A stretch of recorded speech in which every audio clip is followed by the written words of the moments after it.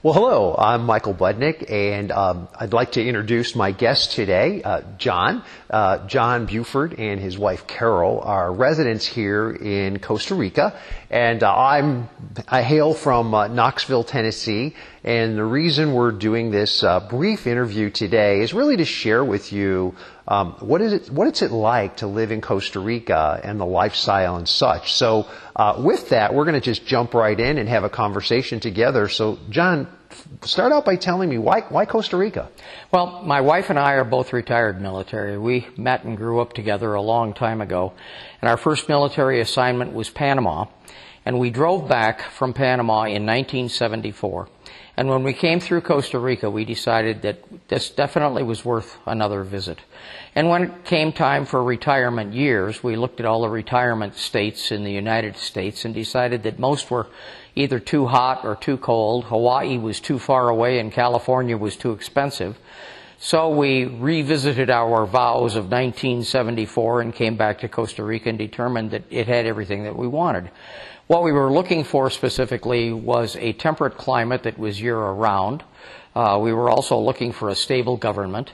We were looking for something that was close to the United States so that we could return easily, sure, and a place that had a reasonable cost of living. And Costa Rica met all of those. Mm-hmm. Excellent. Well, very good.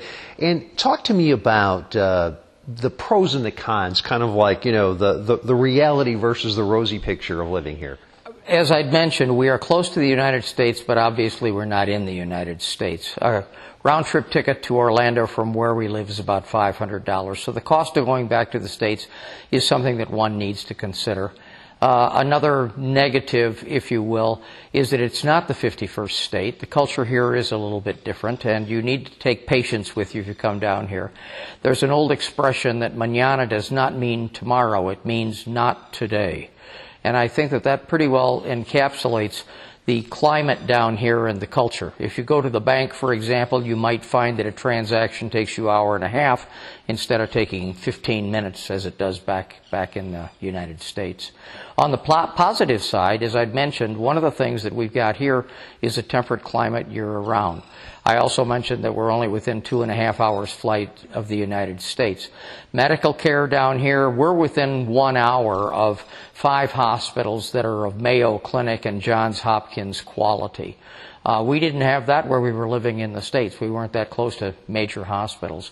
So there are a lot of good reasons for living down here. Cost of living is cheaper than what it was in the States. Yeah, so expand on the cost of living. What is, for a couple coming down here or a single person coming down here, what would they be looking at approximately? I think that you can live comfortably down here for about $2,500 a month. If you own a place, you can live easily for $1,500 to $2,000 a month. The biggest costs down here are going to be housing and transportation, especially if you own a car. But the bus systems, if you're living near a bus station, the bus systems here are at least as good, maybe better than the United States. They've been well thought out, and a lot of people travel by bus down here.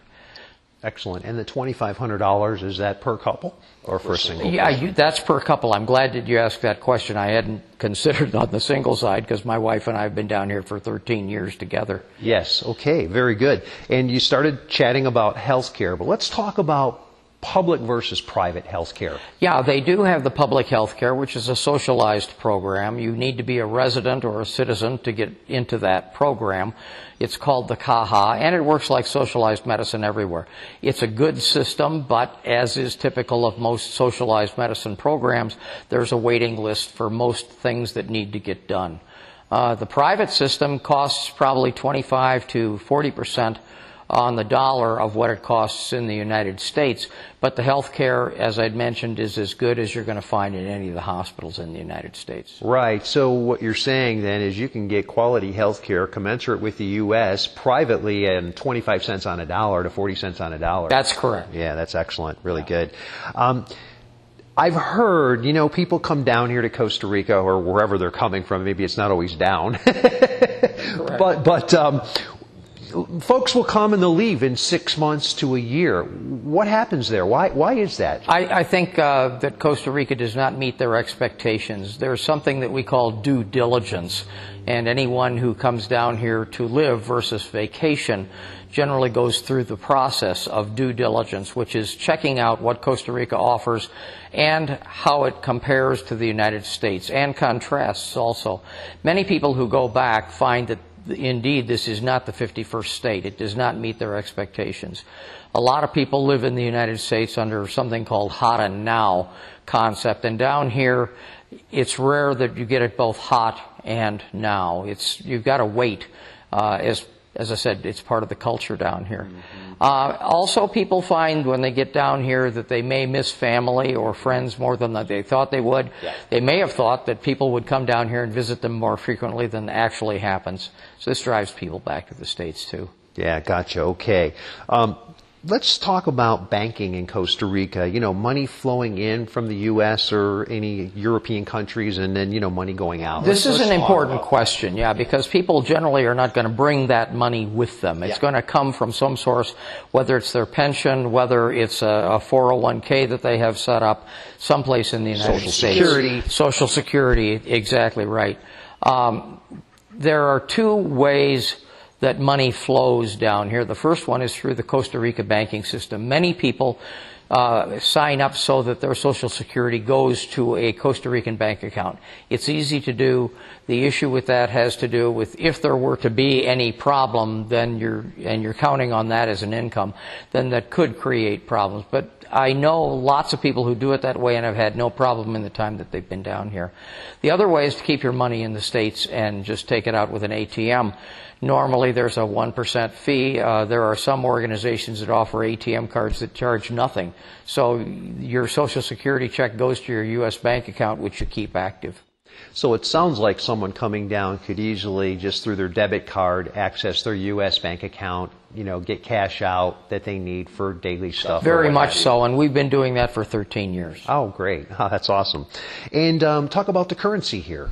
Yeah, they have the colon, which generally equates 1,000 colones, which is a $1 bill, if you will, is equal to $2 more or less in the United States. We've seen that rate go up and go down in the 13 years that we've been here, but it has not been terrible either way. We have not seen terrible inflation down here or any kind of rampant change in currency. So, you know, the currency is very stable, but although you can spend dollars down here, it's just a lot easier to get colones and use those with the economy. Gotcha. So just for clarification, 500 colones would equal $1. Correct. Okay, got it. More or less, that's correct. More or less, yeah, give or take, depending on where things are. You know, that's with exactly right. Purchasing. Gotcha. Okay, good. Love to hear about the lifestyle here. You know, and talk about the lifestyle, and then also, you know, the mountains versus the beach. Yeah, starting with the lifestyle depends on you. If you are a city person, San Jose is a city of over 2.5 million people, and it's got exactly what you would expect of a major city. So you can get as much nightlife there or as much culture as you want in that city. They've got an opera, they've got a ballet, they've got a national symphony, they've got lots of museums down there. It is a cultured city. If you're looking for a tranquil lifestyle, where we live, we're 10 minutes from a town that supports a population of about 80,000, but we're in a very rural area. We have a neighbor who drives his cows to pasture in the morning and drives them back in the afternoon, so we watch him walk by with the cows, and we're all good friends with Mario. That's great. No, I love that. No, it's really good. And you've selected or elected to be in the mountains. A lot of people talk about the beach, but, you know, let's talk about that, you know. The highest peak in Costa Rica is about 13,000 feet, Chiripo. And you can choose an altitude ranging from 0 feet to 13,000 feet anywhere along the way. We live in what we call the mid-Pacific Highlands. It's the western slope of the western range, so we're facing the Pacific Ocean. We're located at about 4,000 feet. And we chose this because for us, it's a Goldilocks climate. The temperature rarely gets above 80 or below 60, 365 days of the year. Also, they do have a rainy season here that lasts 6 months, but it starts slow. The last month and a half is pretty heavy, but we generally escape for that month and a half. But even during the rainy season, the mornings almost always are clear, so you can get up and get your exercise and get out and enjoy the day. As I was saying, we live at about 3,900 feet. If you want to live on the beach, you're going to pay the price, which means that if it's going to be 85, 90, 95 degrees, you'll be running air conditioning. Electricity is expensive down here. Where we live, we have neither heat nor air conditioning. And in the 13 years that we've been here, we've had no need for it. Wow, that's amazing. That's really, really awesome. Yeah. So, and how long does it take to get to a beautiful beach? Excellent question. We're about an hour from Doña Ana, which is a beautiful beach here, but Jaco, which is also a tourist area and an extremely globally known beach, is only about an hour and a half drive. Okay, yeah, and I've heard about Guanacaste. How long does it take to get there? Guanacaste is and places like that. Beautiful beaches up in that area.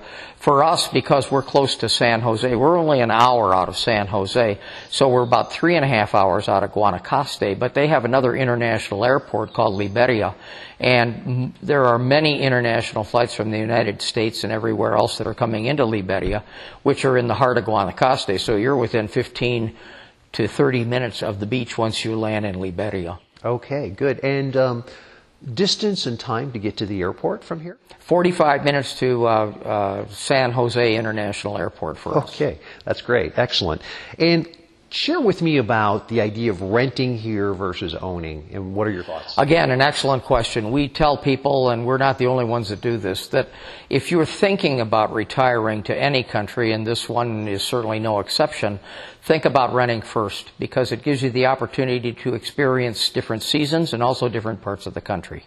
So I'd say rent for a minimum of 6 months to a year to determine what you really want, and then you can start looking for a house if you really want to own. That's really good advice. Yeah, that's super helpful.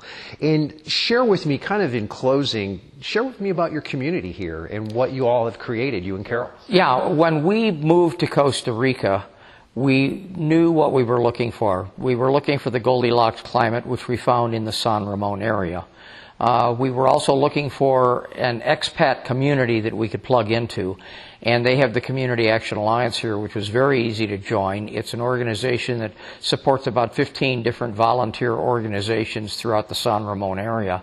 But we were also looking for a place for seniors to play, and that's the one thing that we didn't find anywhere in Costa Rica, so we built Jardín La Torre. We have a 4-story activity center. We're a gated, guarded community, and certainly we have Ticos for neighbors, and we socialize with them on a very regular basis. But we have our own community also with our own activities and events. So there's a reason to get up in the morning, and almost always you'll find something to do on campus. And if you can't, there's certainly something to do with the volunteer organizations and the Community Action Alliance in town. Now that's great. You guys celebrate all the major U.S. holidays, right? We do, and some of the Tico holidays also. That's fantastic. I love it. Really good. Well, thank you, John, for the time today. This has been a pleasure. Michael Budnick, really thank you for watching and listening. And questions that you may have, feel free to, actually, if you'd like, reach out to me. You can call me on my cell phone directly at 818-441-8345, or you can email me, Michael@michaelbudnick.com. That's Michael @michaelbudnick.com. Thanks for watching and listening. Have a great day.